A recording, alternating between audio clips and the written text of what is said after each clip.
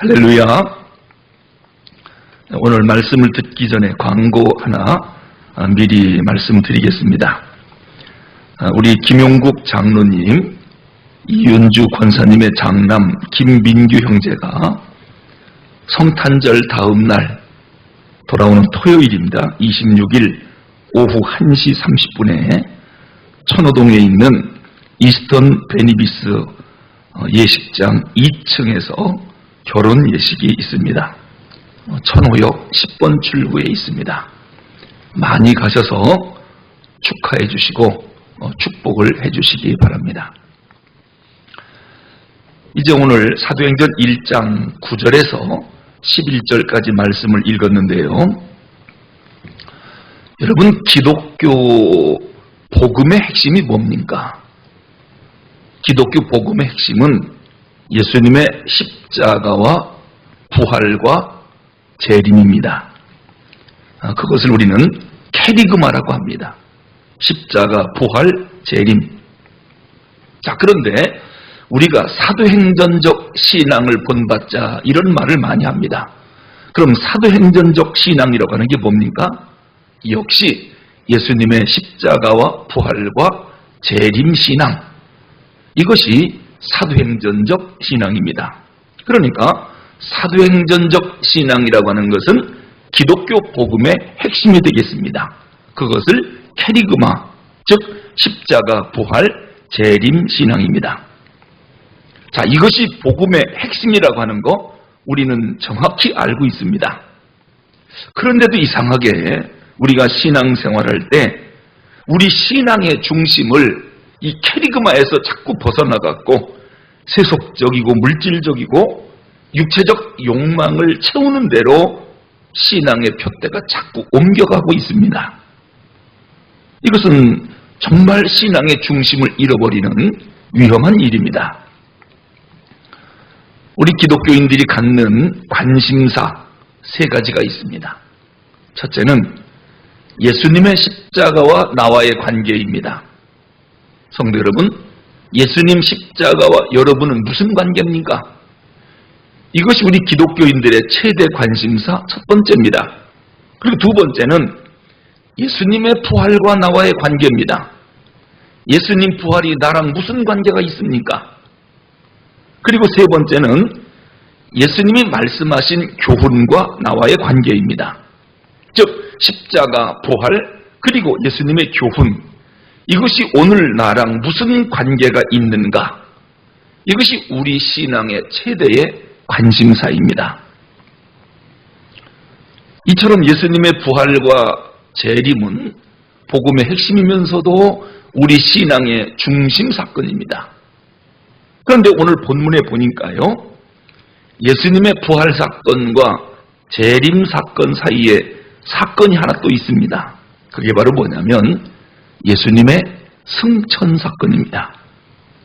우리는 예수님의 승천 사건에서 예수님이 말씀하신 재림의 약속을 읽을 수가 있습니다.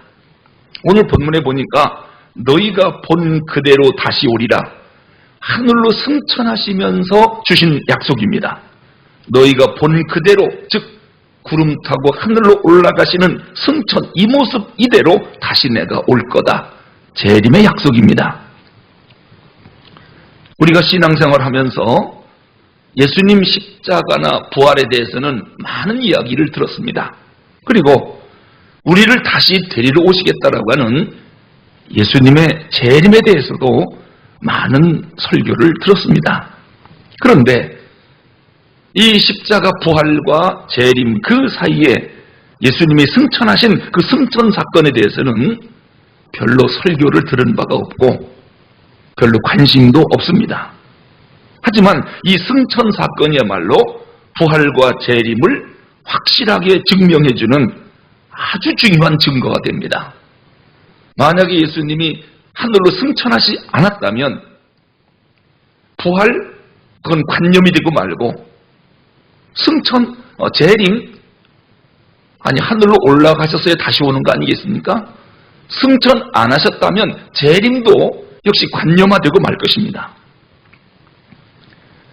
우리가 성경을 자세히 보면 예수님 승천에 대한 이야기가 마가복음에도 나오고 누가복음에도 나오고 사도행전에도 나오고 그리고 히브리서 4장 14절에도 기록되어 있습니다. 자, 이런 기록들을 읽어보면 예수님이 하늘로 승천하신 것, 이거는 실제로 있었던 역사성과 사실성을 이야기하고 있습니다. 부활하신 예수님은 감람산에서 하늘로 승천하셨습니다. 특히 예수님은 감람산에서 하늘로 올라가시면서 마지막 약속을 하고 올라가셨는데 그게 바로 뭐냐면 내가 너희들에게 내가 올라가면 나 말고 보혜사 성령을 보내주겠다. 성령 보내줄 것을 약속하십니다. 그런데 그 성령이 너희에게 임하면 너희가 권능을 받을 것이고 결국 땅끝까지 이르러 이 복음의 증인이 될 것이다. 지상 최대의 사명을 제자들에게 주신 다음에 하늘로 올라가십니다. 그때 천사의 음성이 들리는데 하늘로 올라간 것 본 그대로 다시 오시리라. 재림을 약속하시고 하늘로 올라가셨습니다. 여기서 만약에 예수님 승천 기록이 없다면 예수님의 부활은 어떻게 될까요? 그리고 예수님의 재림 사건은 어떻게 될까요? 이 부활과 재림 사건은 역사성과 실제성이 많이 희박해졌을 것입니다. 그리고 기독교 신앙이 철학화해지는 관념화되고 말았을 것입니다. 이처럼 예수님의 승천 사건은 예수님의 부활과 재림의 역사성과 실제성을 증명해주는 아주 중요한 사건이 되는 것입니다. 여러분, 십자가에 죽으신 예수님 부활하신 것을 우리는 믿고 있습니다. 근데 부활하신 예수님을 가만히 보면 약간 아리송한 부분이 없지 않아 있습니다. 전에는 예수님이 제자들과 함께 먹고 자고 함께 일하고 그렇게 함께 사셨거든요. 그런데 부활하신 예수님이 제자들에게 나타나셔서 옛날처럼 그렇게 40일 동안 함께 지내신 게 아닙니다. 부활하신 예수님은 제자들에게 잠깐씩 나타나셔서 저들과 함께 이야기도 하고 잡수시고 지내시다가 갑자기 또 사라집니다. 그래서 제자들은 궁금했습니다. 예수님이 부활하신 것은 틀림없는데 눈에 보인다 싶으면 사라지고 또 안 보이셨다가도 어느 날 갑자기 나타나고 한 번은 마가의 다락방에서 두려움에 벌벌 문을 잠그고 떨고 있던 제자들 앞에 부활하신 주님이 호련히 나타나셔서 평안하냐 이렇게 말씀하신 적도 있습니다. 그러니까 제자들 마음속에 이런 생각이 듭니다. 부활하신 거 틀림없다. 그런데 이상하게 보였다 안 보였다 자꾸 이러니까 이상한 생각이 드는 겁니다. 사실 신학적으로 예수님의 부활한 몸을 뭐라고 말하느냐면 seeing body 또는 spiritual body라고 말합니다. 즉 부활하신 예수님은 눈으로 볼 수 있는 몸 seeing body, 손으로 만질 수 있는 seeing body로 부활하신 것이죠. 물론 부활하신 예수님의 몸은 십자가를 지시기 전에 그와 같은 몸은 아닙니다. 부활하신 예수님의 몸은 스피리추얼 바디입니다. 신령하신 몸, 영적인 몸입니다. 우리 인간은 배가 고프면 먹어야 되고 졸리면 자야 합니다. 그리고 내 몸을 내가 이렇게 할 수도 있고 저렇게 할 수도 있고 내 마음대로 할 수 있습니다. 그런데 이 부활하신 예수님의 몸은 우리가 마음대로 할 수 있는 몸이 아닙니다. 아주 차원이 다른 몸입니다. 나중에 우리도 부활하면 오늘 부활하신 예수님과 같은 그러한 스피리추얼 바디, 영적인 몸이 될 것입니다. 성경에 보면 부활하신 예수님 승천하시기 전까지 40일 동안 사람들 앞에 11번 나타나신 것으로 되어 있습니다. 그리고 나서 하늘로 승천을 하시는데요. 예수님이 하늘로 승천하신 뒤에 제자들이 가만히 생각해 보니까 아무래도 이상해요. 예수님 부활하신 몸, 분명히 우리 육체와 같은 몸이셨는데 이 몸이 하늘로 올라가는 겁니다. 그래서 생각하기를 과연 예수님이 사람 맞는가 아니면 신인가? 어쨌든 부활하신 예수님의 몸은 십자가를 지시기 전에 그 몸은 아닙니다. 그래서 너무도 아리송했기 때문에 수제자라고 하는 베드로는 도대체 알 수가 없다. 도대체 알 수가 없어. 다시 고기나 잡으러 가자. 부활하신 예수님을 보고서도 고향인 갈릴리로 다시 돌아갔던 것입니다. 부활하신 예수님을 만났는데도 왜 고향 갈릴리로 돌아갔습니까? 도대체 부활이 뭔가? 이게 진짜 부활한 게 맞는가 아니면 안 하신 건가? 정확히 알 수가 없다는 겁니다. 왜요? 옛날 같지 않고 보였다 안 보였다 보였다 안 보였다 하니까요. 사실 베드로는 부활하신 예수님의 몸을 만져보기도 했고 함께 식사도 했고 이야기도 나눴습니다. 그럴 땐 분명 부활하신 게 틀림없습니다.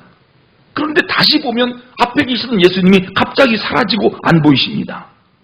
문이 잠겼는데도 어디서 나타났는지 호련히 제자들 앞에 나타나십니다. 이걸 어떻게 설명해야 됩니까? 지금 베드로가 헷갈리는 겁니다. 그래서 예수님 승천 사건이 없었다면 부활하신 예수님은 단지 환상적인 존재로밖에는 여길 수밖에 없는 것입니다. 승천이 없었다면 부활하신 예수님은 단지 영적인 현현, 영적 존재로 순간 우리가 알아볼 수 있는 그 정도 예수님으로 간주되고 말았을 것입니다.